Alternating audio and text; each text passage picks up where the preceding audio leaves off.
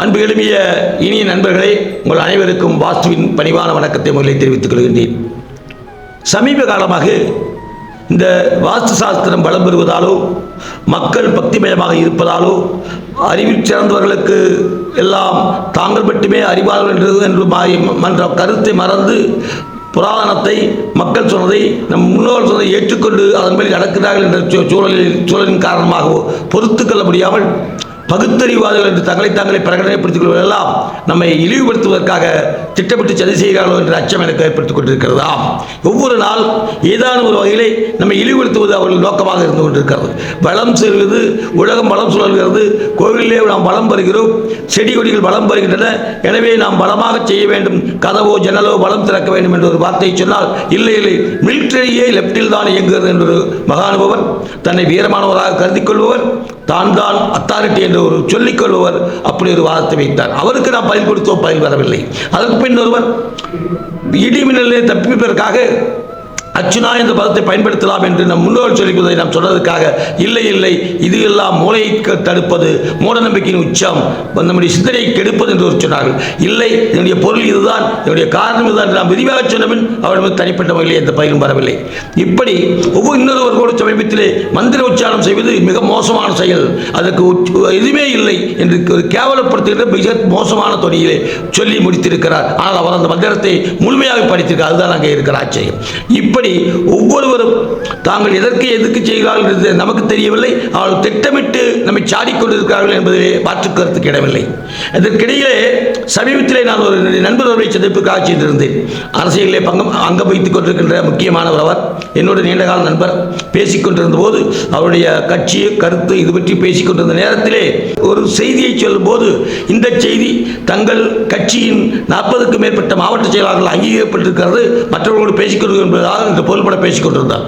உடனே அவர் அருகிலே அமர்ந்திருந்த அவருடைய இளம்பெண், கல்லூரியிலே படித்துக் கொண்டிருப்பது கருதுகிறேன், உடனடியாக மறித்து, என்னப்பா கேவலமாக இருக்கிறது, தமிழ்நாட்டிலே 38 மாவட்டம் தான் இருக்கிறது, உங்களுக்கு மட்டும் 70 மாவட்டம் 60 மாவட்டம் சொல்லுங்கள் என்று கேட்டபோது அவரால் பதில் சொல்ல முடியவில்லை. இல்லை, அது நிர்வாக வசதி கருதி பதிகின்றார்கள். அரசாங்கம் நிர்வாக வசதி கருத்தாலே மாவட்டங்களை பிரித்திருக்கிறது, அதை ஒட்டித்தான் நாம் வாழ வேண்டும், அந்த வரம்பைத்தான் நாம் ஏற்றுக்கொள்ள வேண்டும், இது எந்த வகையிலே நியாயம் என்று அந்த பெண் கேட்டபோது அவர் பதிலளிக்கவில்லை. மாறாக அந்த கட்சியிலே 90 இருக்கிறது, இந்த கட்சியிலே 160 இருக்கிறது என்று விளக்கணம் சொன்னாரே தவிர அதற்கான விரிவான விளக்கத்தை, நியாயத்தை ஒப்பிக்க முடியவில்லை. அதுபோலவே நான் தான் கேட்கின்றோம், இப்படியெல்லாம் ஏன் இது பகுத்தறிவு உகந்ததா என்று கேட்க ஆசைப்படுகிறோம். அதே நேரத்தில் இன்னும் கூட சிலவற்றை அது போன்ற தன்மைகளை நாம் பார்க்க வேண்டியதாக இருக்கிறது. அதே நாளிலே பேசிக்கொண்டிருந்த போது, உணர்ந்து கொண்டிருந்த போது, இது பற்றி விரிவாக சிலரோடு பேசிய போது இன்னொரு செய்தியை படித்தோம். அவர் சார்ந்த கட்சியானது 1.5 கோடி உறுப்பினர்களை கொண்டிருக்கிறது. அவருக்கு ஒத்த இன்னொரு கட்சியும் கூட அதே அளவு கோடி உறுப்பினர்களை கொண்டிருப்பதாக சொல்லுகிறது. இன்னொரு கட்சியோ நாங்கள் 1 கோடிக்கு மேல் வந்துவிட்டோம் என்று சொல்கிறார்கள். இன்னொரு கட்சி 70 லட்சத்துக்கு மேல் இருக்கிறோம் என்று சொல்கிறார்கள். இன்னொரு கட்சி 50 லட்சத்துக்கு மேல் இருக்கிறோம். இப்படி எல்லா கட்சியிலும் கூட்டி கழித்து பார்த்தால் சற்றேறத்தாழ 7-8 கோடி உறுப்பினர்கள் தமிழ்நாட்டிலே எல்லா கட்சிக்குமாக சேர்ந்து இருப்பதாக அவர்கள் பறைசாற்றுகிறார்கள். வாக்காளர்கள் எண்ணிக்கையிலே பார்த்தால் நம்முடைய நாட்டுக்கு 5 லட்சம் வாக்காளர்கள் தான் இருக்கிறார்கள். அதிலே கூட ஒரு 50 லட்சம் பேர் அரசு ஊழியர்கள், கட்சியில் உறுப்பினராக சேர முடியாதவர்கள், இப்படியெல்லாம் போகுது. ஆக 4 லட்சம் வாக்காளர்கள் இருக்கின்ற தேசத்திலே எப்படி 7-8 லட்சம் உறுப்பினர்கள் கட்சிகளில் இருக்க முடியும்? இது எந்த பகுத்தறிவு நியாயம்? எனக்கு இது புரியவில்லை. இது போன்ற எண்ணற்ற நிகழ்வுகள் எல்லாம் பழங்காலத்திலே எங்கோ இருந்த சனாதனத்தை புரட்டி பார்த்தோம், மனிதர்மத்தை தேடி பார்த்தோம், அதையெல்லாம் யாருமே கண்ணில் காணவில்லை. நீங்கள் அதையெல்லாம் கஷ்டப்பட்டு தேடி கண்டுபிடித்து அதில் பொய்யரத்திருக்கிறது என்று விளம்புகின்றீர்களே. அன்பிற்குரிய நண்பர்களே, உங்களை எல்லாம், இந்த பெரியவர்களை எல்லாம், இந்த பகுத்தறிவு ஜனங்களை எல்லாம் நான் வேண்டி விரும்பி கேட்கிறேன், இந்த பொய்களை ஏன் நீங்கள் சேர்ந்து கொள்கின்றீர்கள்? 38 மாவட்டம் இருக்க தமிழகத்திலே ஒவ்வொரு கட்சிக்கும் 40, 50, 70 என்று மாவட்டங்கள் எப்படி வைத்துக் கொண்டார்கள்? இது எந்த வகையான நியாயம்? 4.5 கோடி வாக்காளர்கள் இருக்கிற நாட்டில் 7.5 கோடி வாக்காளர்களுக்கு கணக்கு காட்டுங்களே. அப்போ மித்த 3 கோடி வாக்காளர்கள் எங்கே போனார்கள்? நீங்கள் எல்லாம் பகுத்தறிவு பகலவர்கள் எல்லாம் அதை தேடி கண்டுபிடித்திருக்கலாம் அல்லவா? ஒன்று அந்த தேடி அந்த வாக்காளர்களை கொண்டு வந்து சேர்த்துங்கள். தமிழ்நாட்டிலே நமக்கு வாக்காளர் எண்ணிக்கை கூறட்டும். இல்லை என்றால் இவர்கள் பொய் பேச நிறுத்தச் சொல்லுங்கள். ஏனென்றால் இவர்கள் எல்லாம் உங்களின் சகாக்கள், உங்களின் தோழர்கள், உங்களோடு வாழ்பவர்கள், உங்களால் உருவானவர்கள், உங்களை உருவாக்குவர்கள். எனவே தயவு செய்து ஒன்று வாக்காளர்களை சேர்த்துக் கொடுங்கள், இல்லையால் இவருடைய பொய்யை குறைத்துக் கொள்ளுங்கள் என்று நான் வேண்டி விரும்பி கேட்கிறேன். இதுபோல இப்போதும் கூட ஒரு சம்பவத்தை பார்த்துக் கொண்டிருக்கும், சமீபத்தில் நடந்து கொண்டிருக்கிற சீரழிக்க முடியாத செய்திதான். ஒவ்வொரு கட்சியும் வருகின்ற தேர்தலுக்காக தங்களுக்கு வேட்பாளர்களை தேடிக்கொண்டிருக்கிறார்கள். அது நியாயம்தான். ஒவ்வொரு கட்சியும் எல்லா மக்கள் உறுப்பினர்களையும் எங்கள் வேட்பாளராக விண்ணப்பம் தாருங்கள் என்று கேட்கிறார்கள், பண கட்டணம் பெறுகிறார்கள்.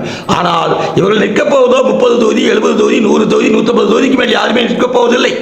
ஆனால் 150 50 ஏன் 5 தொகுதி நிற்பவர்களும் கூட 234 தொகுதிக்கு வேட்பாளர் விண்ணப்பம் கொடுக்கிறீர்களே, பெறுகிறீர்களே, கட்டணம் வசூலிக்கிறீர்களே, இது எந்த வகையான நியாயம்? இதெல்லாம் பகுத்தறிவு புகுந்ததானா? இதையெல்லாம் கண்டுபிடிக்க மாட்டீங்களா? இதையெல்லாம் கேட்க மாட்டீங்களா?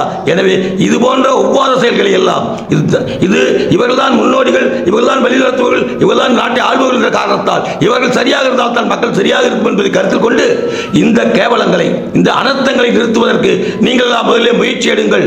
அதை முடித்துவிட்டு பின்னர் வாருங்கள், இறை நம்பிக்கையிலோ மற்றவர்கள் இருக்கிற பற்றி பேசிக்கொள்ளலாம். தயவு செய்து இதை முடித்துக் கொள்ளுங்கள். அத்தோடு இன்னதையும் கூட நான் சொல்வது நியாயமாக இருக்கும் இருக்கிறேன்.